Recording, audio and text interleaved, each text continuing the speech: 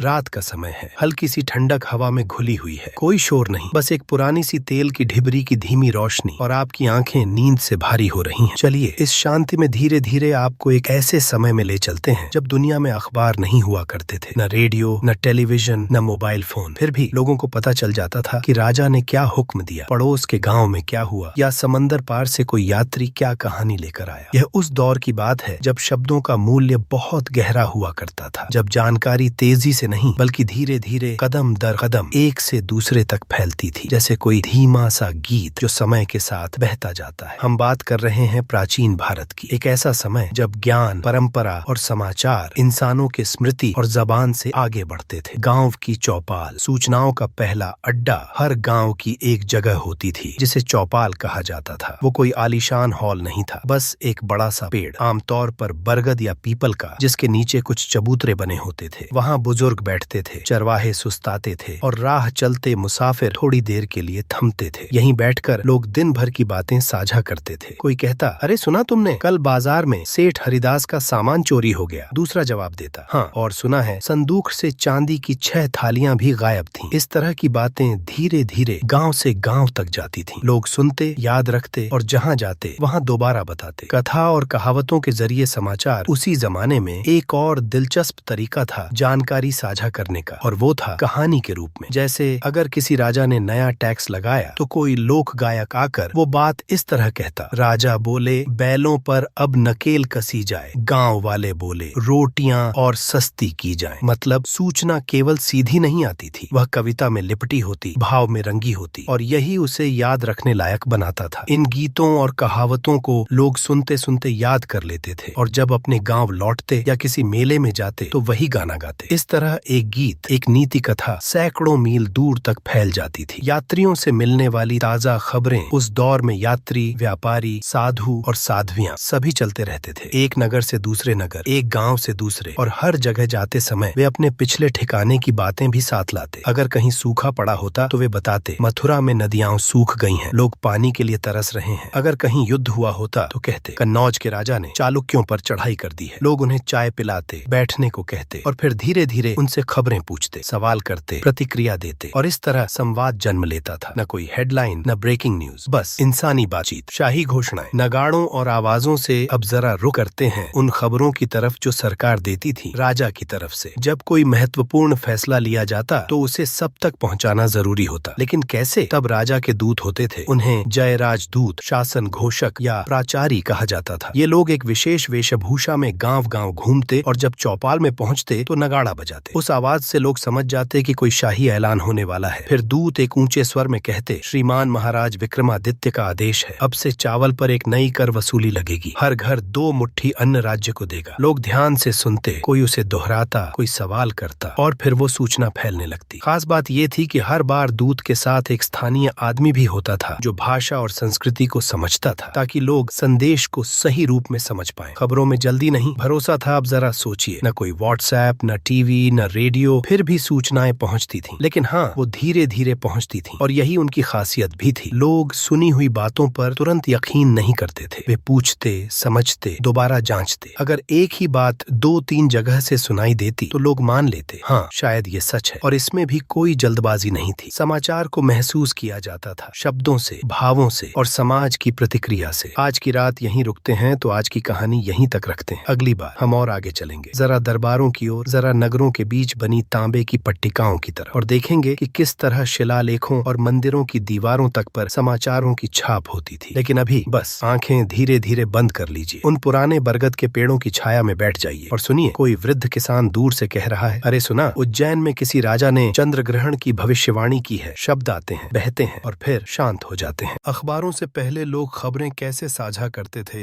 रात गहरी हो रही है, कहीं दूर से मेंढक की आवाज आ रही है, कभी कभार झींगुर भी बोल पड़ता है।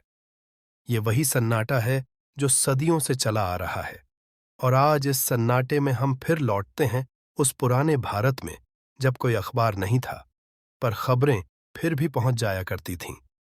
पिछली बार हम गांवों की चौपाल, लोकगीतों, यात्रियों और शाही दूतों के जरिए खबरें फैलने की बात कर चुके थे। अब चलिए थोड़ा और गहराई से देखें कि कैसे पूरे समाज की संरचना खुद एक सूचना तंत्र की तरह काम करती थी, बिना किसी छपे कागज, बिना किसी तकनीक के। राज दरबारों से निकलती ध्वनि, नगाड़ों, शंखों और आवाजों के संकेत बहुत समय पहले, जब किसी राज्य में कोई बड़ी घोषणा होनी होती थी, जैसे युद्ध, त्योहार, टैक्स या नया नियम, तो सिर्फ दूतों के भरोसे नहीं रहा जाता था। आवाजों का भी उपयोग किया जाता था। राजमहल में एक विशेष व्यक्ति होता था, जिसे घोषक या नगाड़ा वादक कहा जाता था। जब कोई बड़ा फैसला लिया जाता, तो वह राजमहल की छत पर चढ़कर नगाड़ा बजाता था। उस विशेष लय और गति से लोग समझ जाते थे कि कोई महत्वपूर्ण संदेश है। कभी कभी शंख भी बजाए जाते थे, सुबह के समय या विशेष अवसरों पर। हर प्रकार की ध्वनि का एक विशेष अर्थ होता था। दूर दराज के गांवों में जब ये ध्वनियां पहुंचती थीं, तो लोग चौकन्ने हो जाते और फिर दूत के आने की प्रतीक्षा करते। ये ध्वनियां सिर्फ संकेत नहीं थीं, ये समाज के भीतर एक संवाद की तरह थीं। जैसे आज हम किसी नोटिफिकेशन की आवाज सुनते हैं, वैसे ही उस समय शंख और नगाड़े सूचना के वाहक थे। मठ, मंदिर और आश्रम, ज्ञान और समाचारों के स्थायी केंद्र उस समय के भारत में धार्मिक स्थल सिर्फ पूजा की जगह नहीं थे, वे समाज की गतिविधियों के केंद्र भी थे। विशेष रूप से मंदिरों में समाचारों और घोषणाओं को अंकित करने की परंपरा थी। कई मंदिरों की दीवारों पर पत्थरों पर खुदी हुई लिपियां मिलती हैं, ब्राह्मी, नागरी, तमिल ब्राह्मी, जिनमें लिखा होता था कि किस राजा ने कौन सा भूमि दान किया या किस पर्व पर क्या आयोजन हुआ। इसके अलावा आश्रमों और गुरुकुलों में जो साधु संत या विद्वान रहते थे, वे अन्य राज्यों से आने वाले समाचारों से अवगत रहते थे। साधु भ्रमणशील होते थे और जहां भी जाते वहां की बातें अगले ठिकाने तक ले जाते। लोग उन्हें आदर देते, पैर छूते और फिर धीरे धीरे बातचीत में पूछते, महाराज, इधर कोई नई बात? और वे शांति से कहते, पाटलिपुत्र में नया वंश शासन में आया है, भिक्षु संघ ने नया नियम तय किया है। शब्दों की रफ्तार धीमी होती थी, लेकिन भरोसा गहरा होता था। व्यापारिक मेलों में मिलती थीं दूर दराज की खबरें। प्राचीन भारत में हर कुछ महीनों में मेले लगते थे, पशु मेला, शिल्प मेला, धार्मिक उत्सव। इन मेलों में सिर्फ सामान का आदान प्रदान नहीं होता था, बल्कि खबरों का भी। यहां व्यापारी आते थे, कुछ काबुल से, कुछ दक्षिण के समुद्री तटों से, कुछ गुजरात या बंगाल से। उनके पास कपड़े, मसाले, गहने होते थे और साथ में होती थीं कहानियां। कलिंग में नया राजा आया है, बड़ा दानी बताया जाता है। मालवा के जंगलों में किसी ने नया रास्ता खोज निकाला है। समुंदर के पार से विदेशी व्यापारी आए थे, उन्होंने नीली कांच की चूड़ियां बेचीं। इन बातों को लोग ध्यान से सुनते थे और फिर अपने गांवों में जाकर सुनाते थे। कभी कभी कोई ग्रामीण इन्हीं व्यापारियों की भाषा सीख लेता था, ताकि भविष्य में वह भी सूचनाओं का वाहक बन सके।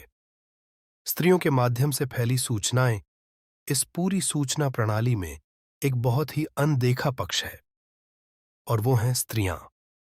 गांवों में, घरों में, कुओं के पास, चौखटों पर महिलाएं दिन भर आपस में बातचीत करती थीं।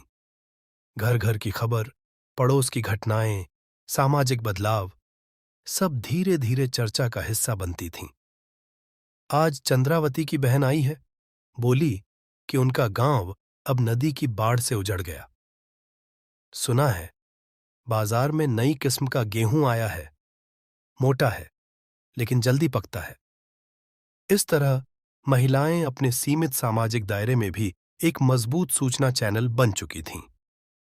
कोई समाचार बहुत तेज नहीं फैलता था, लेकिन जब फैलता था तो हर घर में पहुंचता था, धीरे धीरे, सधे हुए कदमों से।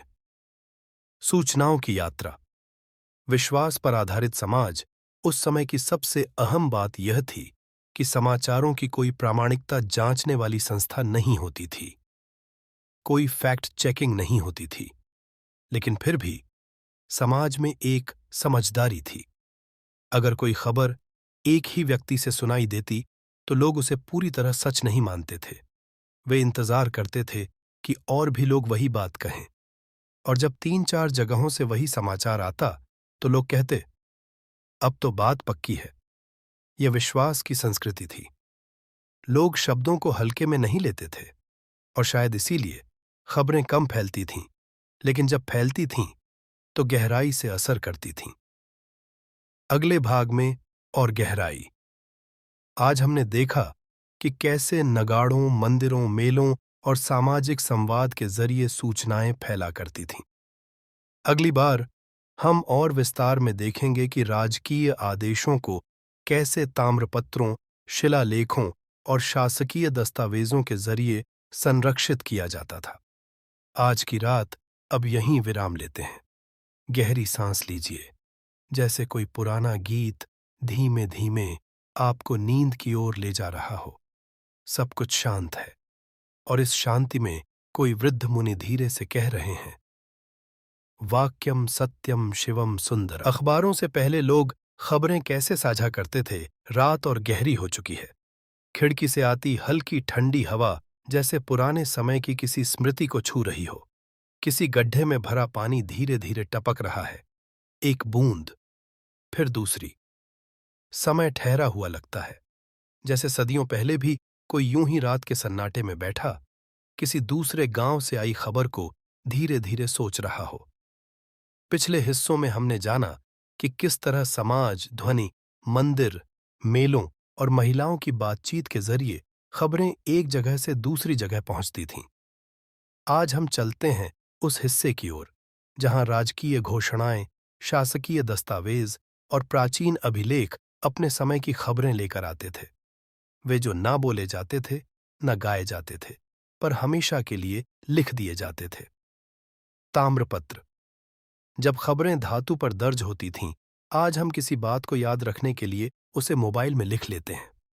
लेकिन जब न कागज था न स्याही, तो उस समय राजा अपनी घोषणाओं को ताम्रपत्र पर लिखवाता था, यानी तांबे की चादर पर उकेरवाता था। ये ताम्रपत्र गांव के मुखिया या मंदिर को सौंप दिए जाते थे, और उन्हें एक सुरक्षित स्थान पर रख दिया जाता था। इन पर राजाज्ञा होती थी, जैसे किसी जमीन का दान, किसी कर को माफ करने का आदेश या किसी विद्वान को सम्मानित करने की घोषणा। जब गांव में किसी को पता करना होता कि ये जमीन किसकी है, तो वे वही ताम्रपत्र निकालते, धूल साफ करते, और फिर कोई ब्राह्मण उसे पढ़ता। लोग ध्यान से सुनते, जैसे अखबार नहीं बल्कि समय खुद बोल रहा हो। इन ताम्रपत्रों पर तारीख, राजा का नाम, राज्य का विस्तार और आदेश स्पष्ट रूप से अंकित होते थे। ये एक प्रकार का स्थायी समाचार था, जिसे हवा उड़ा नहीं सकती थी और वक्त मिटा नहीं सकता था। शिलालेख। पत्थरों पर उकेरी गई खबरें। ताम्रपत्र तो चलायमान थे, लेकिन यदि कोई घोषणा हर आने वाले पीढ़ी को सुनानी होती थी, तो उसे पत्थरों पर उकेरा जाता था। भारत भर में आज भी कई स्थानों पर ऐसे शिलालेख मिलते हैं, गुफाओं के बाहर, मंदिरों की दीवारों पर, मार्गों के किनारे। इन शिलालेखों में राजा की विजय, व्यापारिक समझौते, दान पत्र, धार्मिक आयोजन, सब कुछ दर्ज होता था। इन पत्थरों पर लिखे शब्द किसी को भी बता देते थे कि कौन राजा था, क्या हुआ था और क्यों हुआ था। कल्पना कीजिए, कोई यात्री एक गुफा में विश्राम कर रहा है। दीवार पर उकेरे हुए अक्षर देखकर वह ठहरता है। वह अपनी अंगुली से एक एक शब्द पढ़ता है, फिर सिर हिलाकर सोचता है, तो यह स्थान राजा हरिशेन ने बनवाया था, महान कार्य है। यह शिलालेख एक शांत संवाद की तरह थे, समय और मनुष्य के बीच, बिना किसी शोर के, लेकिन स्थायित्व के साथ। ग्राम सभा और जमींदार। सूचनाओं के सामुदायिक केंद्र। हर गांव में एक ग्राम सभा होती थी, जिसे आज की पंचायत समझ सकते हैं। यहां बुजुर्ग बैठते थे, ताड़ के पंखों से पसीना पोंछते हुए, हुक्के की गुड़गुड़ाहट के बीच। जब कोई आदेश या समाचार आता, जैसे कोई कर, नया कानून या यात्रा की सूचना, तो मुखिया उसे ग्राम सभा में पढ़कर सुनाता। लोग सिर झुकाकर सुनते थे, कोई कुछ नहीं बोलता, बस सुनते थे। इसके बाद कोई वृद्ध व्यक्ति धीरे से बोलता, हमें पहले भी ऐसा आदेश आया था, राजा विक्रम के समय। सब सिर हिलाते, पुरानी बातों को याद करते। इसके बाद निर्णय लिया जाता, जैसे कि अब गांव क्या कदम उठाएगा। कभी कोई सभा 3 घंटे चलती, कभी पूरा दिन, लेकिन जल्दबाजी नहीं होती थी। सब कुछ धीरज से होता था। इन सभाओं में खबर सिर्फ पढ़ी नहीं जाती थी, समझी जाती थी, जानी जाती थी और फिर सहेजी जाती थी। विदेशी यात्रियों की किताबें, बाहर से आई हुई खबरें। भारत में सदियों से विदेशी यात्री आते रहे। चीन से ह्वेनसांग, ईरान से अल बरूनी, यूनान से मेगास्थनीज। ये लोग जब भारत लौटते थे तो अपने अनुभवों को लिखते थे और इस तरह भारत की खबरें पूरी दुनिया तक पहुंचती थीं। इन यात्रियों को कई बार स्थानीय राजा अपने साथ रखते थे। उन्हें शाही दस्तावेज दिखाए जाते, योजनाएं बताई जातीं। वे गांव-गांव घूमते, साधु संतों से बात करते, व्यापारियों से मिलते।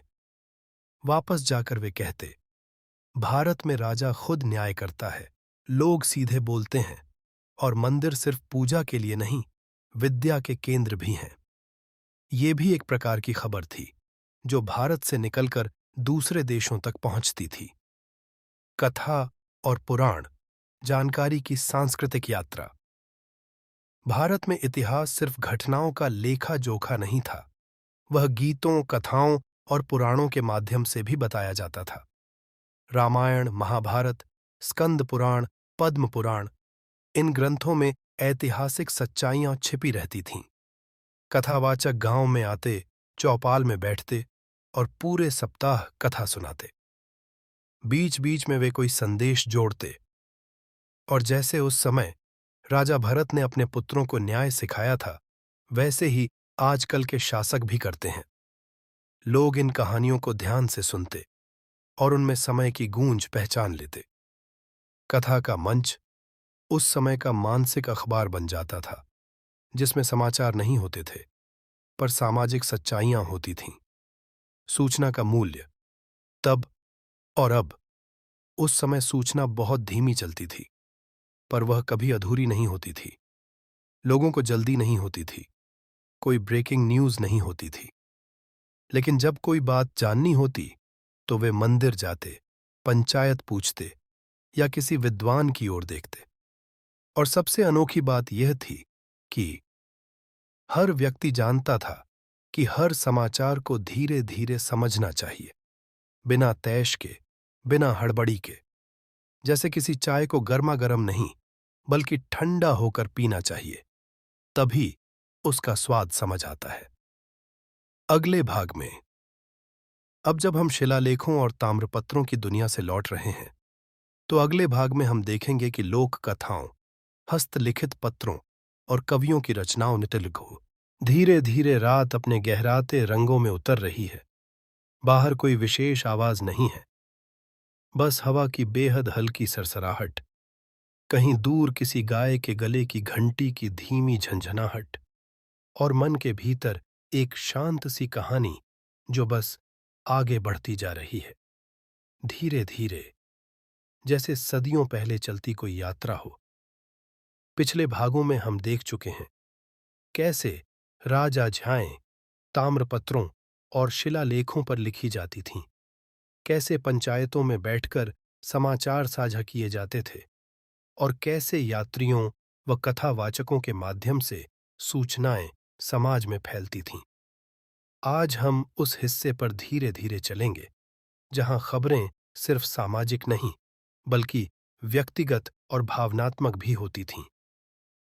वे खबरें जो प्रेम में थीं, पीड़ा में थीं, प्रतीक्षा में थीं, और जिनके लिए माध्यम था हस्तलिखित पत्र, लोकगीत और कविता।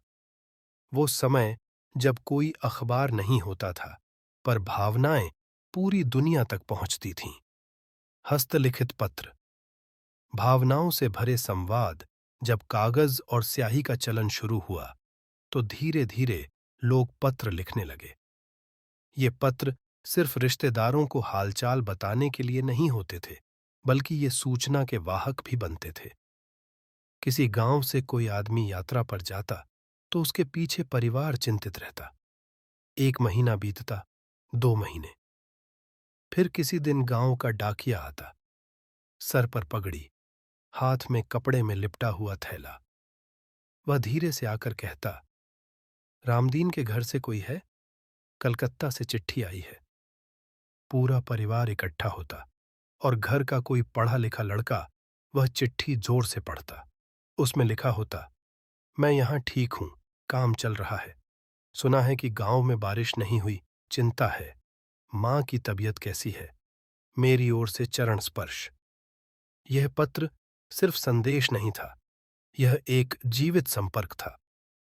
खबर का ऐसा रूप जिसमें भावनाएं भी होती थीं और जरूरी जानकारी भी। पत्र लिखने की परंपरा और डाक व्यवस्था, भारत में डाक व्यवस्था बहुत पुरानी है। मुगल काल में और फिर ब्रिटिश काल में यह अधिक संगठित हुई, लेकिन उससे पहले भी गांव से गांव तक संदेश पहुंचाने के लिए दूत, साइस और घुड़सवार पत्रवाहक होते थे। ब्रिटिश काल में डाक बंगले बने, जिनमें पत्रवाहक रात को रुकते थे, फिर अगली सुबह रवाना होते। हर स्थान से पत्र एक निश्चित समय पर निकलते और अगली मंजिल पर पहुंचते। जैसे आज अखबार के कॉलम में लिखा होता है, देश भर की ताज़ा खबरें, वैसे ही पत्र भी दूर दराज की बातें लेकर आते थे। मामा की शादी की तारीख, चाची की तबीयत, खेत में फसल का हाल, कस्बे में लगे नए मेले की तारीख। ये खबरें छोटे छोटे टुकड़ों में आती थीं, लेकिन मन में बहुत गहराई तक उतरती थीं। उन्हें कई बार पढ़ा जाता, संभाल कर रखा जाता और वर्षों बाद भी किसी संदूक में मिलती थीं। लोकगीतों के माध्यम से फैली सामूहिक सूचनाएं। भारत में लोकगीत सिर्फ मनोरंजन नहीं थे, बल्कि उनमें खबरें और अनुभव छिपे रहते थे। जब कोई प्रेमी बहुत दिनों बाद लौटता तो औरतें गीत गातीं, पिया घर आए बादल छाए, गांव में आई मधुर खबरियां। या जब कोई राजा युद्ध में गया होता तो गांव की स्त्रियां गातीं, राजा चलें युद्ध में, खबर न कोई लाए, पंख लपेटे कबूतर बोले, समाचार हम सुनाए।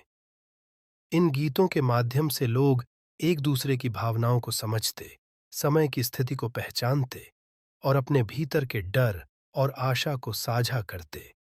यानी गीतों में समाचार, प्रतीक्षा, पीड़ा और विश्वास सब एक साथ बहते थे।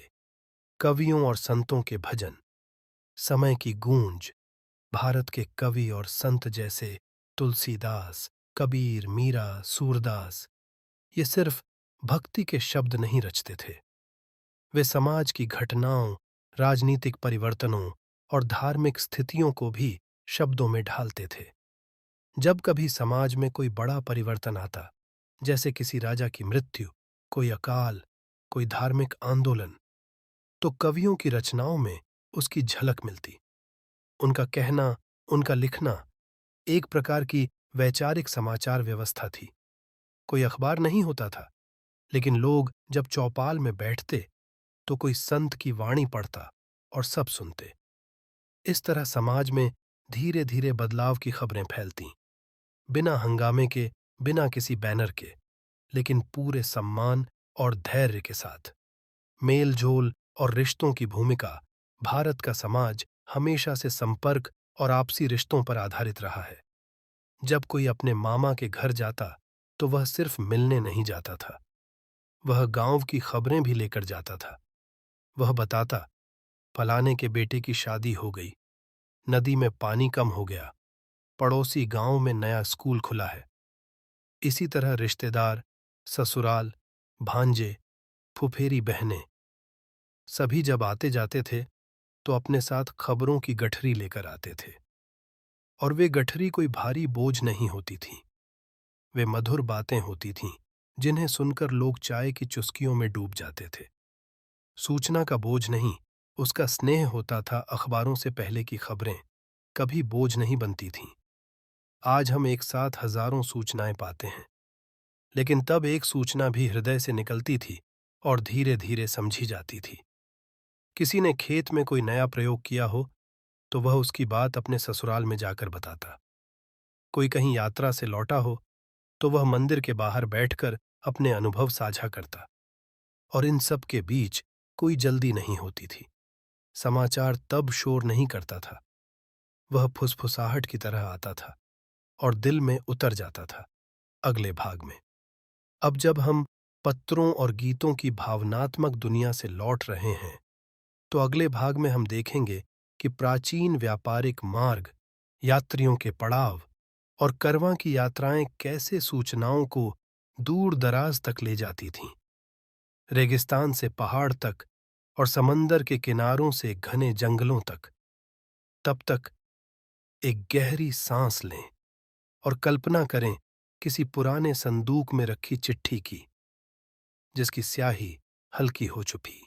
पुराने समय में जब छपाई की मशीनें भी गांवों के लिए किसी कल्पना से कम नहीं थीं, लोगों के लिए समाचार का सबसे बड़ा और भरोसेमंद जरिया होते थे हाट और मेले। यह हाट कोई साधारण बाजार नहीं होते थे, बल्कि पूरे क्षेत्र का दिल होते थे, जहां लोग सिर्फ सौदा सुलभ करने नहीं बल्कि खबरें सुनने, सुनाने और साझा करने भी आते थे। गाँव के हाट सप्ताह में 1 या 2 बार लगते थे। जगह अक्सर वही होती, कोई खुला मैदान, बड़ा बरगद का पेड़ जिसके नीचे दूरदराज के व्यापारी अपनी चटाइयां बिछाकर सामान रखते थे। सुबह से ही लोग अपने अपने गाँव से पैदल, बैलगाड़ी या कभी कभी घोड़े पर सवार होकर आते थे। उनके कपड़ों से, बोलचाल से और लहजे से पता चल जाता था कि वे किस इलाके से आए हैं। जब लोग आपस में मिलते तो सिर्फ खरीद बिक्री की बातें नहीं होती थी। पहले अभिवादन होता, राम राम, प्रणाम या सलाम। फिर धीरे धीरे चर्चा होती, तुम्हारे गाँव में पानी कैसा है? सुनो, उधर वाले गाँव में नई नहर बन रही है। सुना क्या, राजा ने इस बार कर कम कर दिया है। यह बातें अक्सर हाट में बैठी औरतों और बुजुर्गों से लेकर किशोरों तक हर किसी के कान में पहुंच जाती थी। हाट में आने वाले व्यापारी भी खबरों के दूत होते थे। वे दूर के गांव, कस्बों और यहाँ तक कि शहरों से आते थे। उनके पास सिर्फ कपड़ा, मसाले या बर्तन नहीं होते थे, बल्कि साथ में ताजा समाचार भी लाते थे। उधर बाजार में गेहूं महंगा हो गया है, किले के पास नई फौज की भर्ती शुरू हुई है, शहर में कोई नया अधिकारी आया है। इन खबरों को सुनकर लोग अपने अपने गाँव लौटते और वहाँ यह बातें अगले दिन तक सभी को पता चल जाती थी। मेले में तो यह सिलसिला और भी बड़ा होता था। मेले अक्सर किसी धार्मिक पर्व, स्थानीय देवता के उत्सव या सालाना व्यापारिक आयोजन के बहाने लगाए जाते थे। यहाँ दूर दूर से आए लोग सिर्फ दर्शन या खरीदारी के लिए नहीं, बल्कि पुराने परिचितों से मिलने और नए समाचार जानने के लिए भी इकट्ठा होते थे। मेले में जगह जगह ढोलन गाड़े बजते, मिठाई की दुकानों से गुड़ और इलायची की खुशबू आती और भीड़ में कोई कह रहा होता, सुनो, परसों ही राजा की सभा में एक नया फरमान सुनाया गया है। पता है, इस साल फसल अच्छी हुई है। अरे, तुम्हारे इलाके में महामारी की अफवाह है, क्या ये सच है? ऐसे में एक खबर जो सुबह एक कोने में फुसफुसाकर कही जाती थी, शाम तक पूरे मेले में फैल चुकी होती थी। मेले और हाट की सबसे दिलचस्प बात यह थी कि यहाँ खबरें आधी सच, आधी कल्पना में बदल जाती थी। कोई बात किसी के कान में थोड़ी बढ़ाकर कही जाती, कोई शब्द बदल जाता और जब वह खबर आगे पहुँचती तो उसका रूप थोड़ा बदल चुका होता। यह किसी तरह की अफवाह फैलाने जैसा भी था, लेकिन उस दौर में यही प्राकृतिक तरीका था जिसमें समाचार यात्रा करते थे, धीरे धीरे, मुंह जुबानी और हर बार सुनने वाले की अपनी भाषा और अंदाज में। गाँव के बुजुर्ग अक्सर हाट से लौटकर चौपाल में बैठते और दूसरों को बताते, आज हाट में क्या सुनने को मिला। बच्चे चुपचाप बैठकर सुनते और कभी कभी उन्हीं में से कोई बच्चा अगले गांव जाकर वही बातें किसी और को सुनाता। इस तरह बिना किसी लिखित पर्चे के, बिना किसी ढोल वाले ऐलान के खबरें दूर दूर तक पहुंच जाती थी। हाट और मेले सिर्फ सूचना के स्रोत नहीं थे, बल्कि सामाजिक बंधनों को मजबूत करने के भी केंद्र थे। लोग यहाँ आकर एक दूसरे से हाल चाल पूछते, खुशियाँ और चिंताएं साझा करते और साथ ही अपने समाज की नब्ज टटोलते थे। उस समय यह आम मेल मिलाप ही था जो लोगों को दुनिया से जोड़े रखता था। Seconds, just type your script here and click generate to get started. पुराने समय में जब गांव से गांव तक पहुंचना एक धीमी और थकाऊ यात्रा होती थी, तब डाकिया और संदेशवाहक समाज में एक विशेष स्थान रखते थे। वे सिर्फ कागज पर लिखी चिट्ठी ही नहीं पहुंचाते थे, बल्कि अक्सर अपने साथ ताजा खबरें, अफवाहें और दूर दूर की बातें भी लेकर आते थे। कई गांवों में डाक का कोई औपचारिक तंत्र नहीं होता था। ऐसे में बड़े जमींदार, स्थानीय सरदार या व्यापारी अपने निजी संदेशवाहक रखते थे। ये संदेशवाहक पैदल या घोड़े पर सवार होकर सफर करते थे। उनका रास्ता अक्सर खेतों के किनारे से, पगडंडियों से और कभी कभी जंगलों के बीच से गुजरता था। सुबह सुबह एक संदेशवाहक अपने छोटे से थैले में चिट्ठियां रखकर निकलता। थैले में मोम से सील किए गए पत्र होते ताकि रास्ते में कोई उन्हें पढ़ न सके। चलते चलते वह किसी चाय के ढाबे या गांव के चौपाल पर रुकता। वहीं लोग पूछते, कहाँ से आ रहे हो, क्या खबर है उधर? और डाकिया अगर समय हो तो धीरे धीरे एक एक करके सबको बताता कि किस इलाके में क्या हो रहा है। शहरों से आने वाले डाकिये के पास अक्सर और भी रोमांचक खबरें होती। सुना है इस बार मेला और बड़ा होगा, राजा के बेटे की शादी की तैयारी हो रही है, एक नई सड़क बन रही है जो बाजार तक जाएगी। ये बातें सुनकर गांव के लोग घंटों चर्चा करते। कुछ जगहों पर तो संदेशवाहक ही अखबार की तरह माने जाते थे। उनके पास लिखित खबर तो सिर्फ एक होती, लेकिन जुबानी खबरें कई। उनके बोलने का तरीका भी खास होता, न जल्दीबाजी न कोई ऊंची आवाज, बस एक धीमा ठहरा हुआ लहजा, जैसे कोई कहानी सुना रहा हो। बरसात के मौसम में यह काम और कठिन हो जाता था। पगडंडियों पर कीचड़, नदियों में तेज बहाव और कभी कभी रास्ते में वाइल्ड जानवरों का खतरा, लेकिन फिर भी संदेशवाहक अपनी जिम्मेदारी पूरी करते थे, क्योंकि वे जानते थे कि गांवों में उनकी खबरों का इंतजार होता है। कभी कभी डाकिया कोई ऐसा समाचार भी लेकर आता जो पूरे इलाके को प्रभावित करता, जैसे इस बार फसल कर बढ़ा दिया गया है या नदी पर नया पुल बनने वाला है। ऐसे समाचार सुनते ही गांव के बुजुर्ग तुरंत पंचायत बुलाते और आगे की योजना बनाते। डाकिये का आगमन गांव में किसी छोटे त्योहार जैसा होता था। बच्चे उत्सुकता से उसके पीछे पीछे चलते, औरतें अपने आंगन से झांक कर देखती और पुरुष चौपाल पर बैठकर इंतजार करते। वह एक साधारण आदमी था, लेकिन उसकी बातों में दूर दूर की दुनिया की झलक होती थी। पुराने समय में गांव और कस्बों के लोग सबसे ताजा और रोचक खबरें बाजार या हाट में ही सुनते थे। यह सिर्फ व्यापार का स्थान नहीं था, बल्कि एक सामाजिक मिलन स्थल भी था। हाट आमतौर पर सप्ताह में एक बार लगता था और आसपास के गांवों के लोग अपनी उपज, अनाज, कपड़े, मिट्टी के बर्तन या जानवर बेचने के लिए यहाँ आते थे। सुबह से ही लोग बैलगाड़ियों में या पैदल सफर करके हाट की ओर निकलते। रास्ते में लोग एक दूसरे से मिलते, हाल चाल पूछते और छोटी छोटी खबरें बांटते, जैसे इस बार बारिश थोड़ी देर से आई, पिछले गांव में मेला हुआ था, या पुलिस ने सड़क के पास नया चौकी बना दी है। हाट पहुंचने पर सबसे पहले दूर से ही भीड़ की हल्की आवाज सुनाई देती थी। ढोल की धीमी थाप, मोल भाव की आवाजें और कहीं कहीं बच्चों की हंसी। दुकानों के आगे लोग खड़े होते, कोई मसाले खरीद रहा होता तो कोई कपड़े चुन रहा होता, लेकिन असली रौनक उन जगहों पर होती जहां लोग बातें कर रहे होते। कोई चाय की दुकान, पान की गुमटी या किसी बड़े पेड़ के नीचे पत्थरों पर बैठा समूह। यहीं पर दूर दराज से आए व्यापारी अपनी यात्राओं की कहानियां सुनाते। मैंने बनारस में ऐसा कपड़ा देखा जो यहाँ किसी ने नहीं पहना। सुनो, दिल्ली में अब एक नया बाजार बन गया है जहाँ हर रोज सैकड़ों लोग आते हैं, या किसी गाँव में बहुत अजीब बीमारी फैल गई है। ये बातें धीरे धीरे पूरे हाट में फैल जाती और फिर गाँव गाँव तक पहुँच जाती। कुछ हाटों में ढोल बजाने वाले और नकारची भी होते जो ऊंची आवाज में कोई सरकारी आदेश या राजा का संदेश पढ़ते। भीड़ एक गोल घेरे में खड़ी होकर चुपचाप सुनती और फिर अपने अपने अंदाज में उस पर चर्चा करती। हाट में खबरों का आदान प्रदान सिर्फ बोलकर ही नहीं, बल्कि देखकर भी होता था। व्यापारी के पास अगर किसी नई जगह से लाया गया सामान है तो लोग उससे यह भी समझ जाते कि उस इलाके में क्या नया चल रहा है। जैसे अगर किसी के पास सस्ती नमक की थैलियां हैं तो इसका मतलब है कि उस ओर नमक की भरमार है। अगर कोई नया कपड़े का डिजाइन है तो समझो वह कहीं दूर से आया है। हाट के दिन गांव में अलग ही माहौल होता था। महिलाएं अपने घर के काम जल्दी निपटा लेती, बच्चे नहा धोकर अच्छे कपड़े पहनते और पुरुष बैल या बैलगाड़ी तैयार करते। यह सिर्फ खरीद बिक्री नहीं थी, यह एक ऐसा दिन था जब खबरें, कहानियां, अफवाहें और हंसी मजाक सब साथ आते थे। दिन के अंत में जब लोग वापस लौटते तो उनके साथ सिर्फ सामान ही नहीं होता, बल्कि दर्जनों नई बातें भी होती जो वे अपने गाँव में जाकर सुनाते। इस तरह एक हाट से दूसरी हाट तक खबरों का एक धीमा लेकिन लगातार चलता हुआ सिलसिला बना रहता था। पुराने समय में मेलों और धार्मिक सभाओं का महत्व सिर्फ आस्था या उत्सव तक सीमित नहीं था। यह वे अवसर थे जब अलग अलग गांवों, कस्बों और यहाँ तक कि जिलों से लोग एक साथ इकट्ठा होते थे, और जब इतने लोग एक ही जगह हों तो खबरों का आदान प्रदान अपने आप शुरू हो जाता था। मेला अक्सर किसी बड़े मंदिर या नदी के किनारे लगता था। कई बार यह किसी वार्षिक पर्व, पूजा या ऐतिहासिक घटना की स्मृति में आयोजित किया जाता था। मेले के दिन सुबह सुबह रास्तों पर हलचल बढ़ जाती थी। लोग समूह में पैदल चलते, कोई बैलगाड़ी में बैठा तो कोई नाव से नदी पार करता। दूर से ही मेले के रंगीन झंडे, पंडाल और ढोल नगाड़ों की धीमी आवाज सुनाई देने लगती। मेले में प्रवेश करते ही एक अलग ही माहौल मिलता। चारों ओर दुकानें, झूले, मिठाई की खुशबू और बीच बीच में धार्मिक भजन या शहनाई की आवाज। लेकिन इन सब के बीच लोग बातें कर रहे होते। कोई दूर के गांव की घटना सुना रहा, कोई किसी नए बाजार की चर्चा कर रहा तो कोई बताता कि उसने कहीं एक बड़ी रियासत का मेला देखा था। धार्मिक सभाएं जहां लोग उपदेश सुनने या कथा कीर्तन में भाग लेने आते थे, वहां भी खबरें फैलती। अक्सर उपदेशक या कथावाचक के पास दूर दूर की यात्राओं से खबरें होती। वह अपने प्रवचनों में कभी कभी ऐसे उदाहरण देते जिनमें किसी शहर या गांव का जिक्र होता और लोग ध्यान से सुनते। कोई कोई बाद में जाकर उनसे व्यक्तिगत रूप से हालचाल पूछता। महाराज, आपने कहा कि उधर सूखा पड़ा है, क्या सच में? या क्या सच में वहाँ नया पुल बन गया है? मेले में खबरें सिर्फ बोलकर ही नहीं, चीजों के जरिए भी आती थीं। एक व्यापारी अगर किसी किसी नए शहर से सजावटी आइटम लाया है तो लोग समझ जाते कि वह शहर अब इन चीजों के लिए मशहूर हो गया है। कोई कलाकार नया नृत्य या गीत लेकर आया हो तो वह भी लोगों में चर्चा का विषय बन जाता। दिन के दौरान लोग मंदिर के आंगन में, बड़े पेड़ के नीचे या नदी के किनारे बैठकर अपने अपने अनुभव और सुनी सुनाई बातें साझा करते। यह एक धीमा लेकिन गहरा तरीका था जानकारी फैलाने का। कोई जल्दबाजी नहीं होती थी। हर बात आराम से, विस्तार से और अक्सर बार बार सुनाई जाती थी ताकि याद रह जाए। जब मेला समाप्त होता तो लोग अपने गांव लौटे हुए रास्ते में भी बातें करते रहते। तुमने वो नाटक देखा? हाँ, लेकिन मुझे वो मिठाई वाला ज्यादा अच्छा लगा। और वो जो साधु कह रहे थे उसके बारे में सुना? इस तरह मेला सिर्फ एक दिन का आयोजन नहीं था, बल्कि आने वाले कई हफ्तों तक उसकी बातें गांव गांव घूमती रहती थीं। पुराने समय में जब न तो अखबार थे, न रेडियो और न ही कोई तेज संदेश भेजने का साधन, तब यात्रियों का आना किसी गांव के लिए एक घटना जैसा होता था। गांव का माहौल अचानक बदल जाता क्योंकि सबको पता होता कोई बाहर से आया है और उसके पास नई बातें होंगी। यात्री अलग अलग कारणों से यात्रा करते थे। कोई व्यापारी सामान लेकर दूर के बाजार जाता और लौटकर नई जगहों के हाल सुनाता। कोई साधु या तीर्थ यात्री धार्मिक यात्रा पर निकलता और रास्ते में अनेक गांव, कस्बे और शहर देख आता। कोई रिश्तेदार किसी दूसरे गांव में विवाह या समारोह में जाता और फिर लौटकर वहां की कहानियां साझा करता। गांव में ऐसे यात्री का स्वागत सादगी से लेकिन गर्मजोशी के साथ किया जाता था। कोई कुएं के पास उसे पानी पिलाता, कोई अपने घर बुलाकर भोजन कराता। लोग उसके आसपास बैठ जाते जैसे कोई अनमोल मेहमान आया हो। उसकी बातें सुनने में सभी को दिलचस्पी होती क्योंकि यह उन जगहों की खबरें थीं जहां शायद वे कभी न जा पाए। तीर्थयात्री विशेष रूप से खबरों के वाहक माने जाते थे। वे लंबे सफर पर निकलते, अलग अलग धार्मिक स्थलों पर जाते और इस दौरान बहुत कुछ देख सुन लेते। उनकी कहानियों में अक्सर पवित्र स्थानों का वर्णन, रास्ते में मिले लोगों के किस्से और कई बार बड़े बड़े नगरों की हालत का ब्यौरा होता। वे बताते कि कहाँ मेला लगा था, किस जगह का मंदिर कितना भव्य है, किस शहर में कैसा बाजार लगता है और किस इलाके में बारिश अच्छी हुई है या सूखा पड़ा है। यात्री अक्सर छोटी छोटी बातें भी साझा करते जो सुनने वालों को रोमांचक लगती, जैसे कि किसी शहर में नया पुल बन गया है, किसी बाजार में एक अद्भुत मिठाई बिक रही है या किसी इलाके में नया उत्सव शुरू हुआ है। ये बातें धीरे धीरे गांव में फैल जाती और कई दिनों तक चर्चा का विषय बनी रहती। लोग इन यात्रियों से सिर्फ सुनते ही नहीं थे बल्कि सवाल भी पूछते थे। उधर का मौसम कैसा है?